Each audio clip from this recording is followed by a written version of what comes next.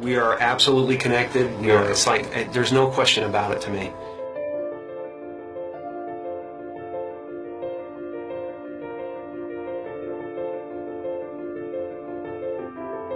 There's no separation. That's been physically proven by science.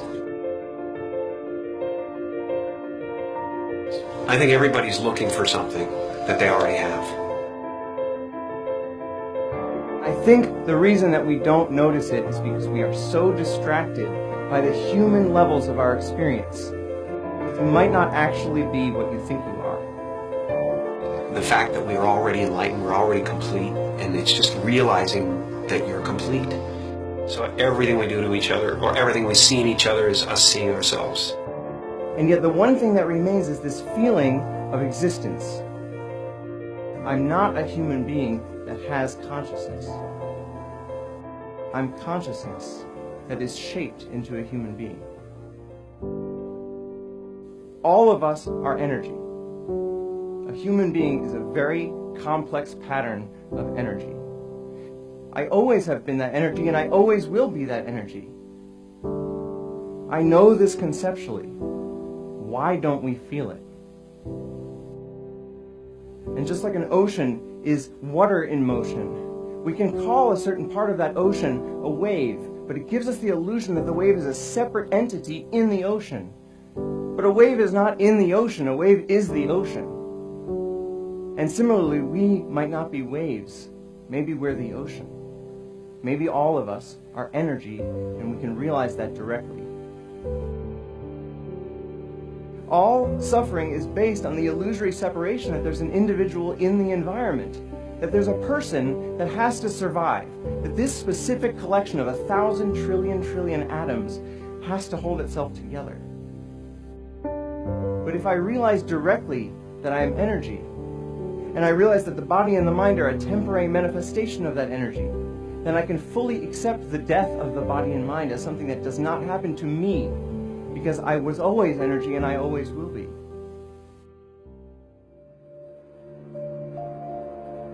Ego tries to convince us we need to get something, this immortality, that we already possess. Ego is the voice in your head that says you're not as good as that other person. Maybe you need to do something else to make yourself better, to add to yourself. You know, and that's what it constantly is doing. It's trying to keep you from being you and me right now, loving this and loving this life. Once you realize you're complete, then this life and everything in it becomes a play of form, something to toy with and play with and make something good out of, and it really isn't to be worried about. It's to have fun with. You know, everyone is looking for God.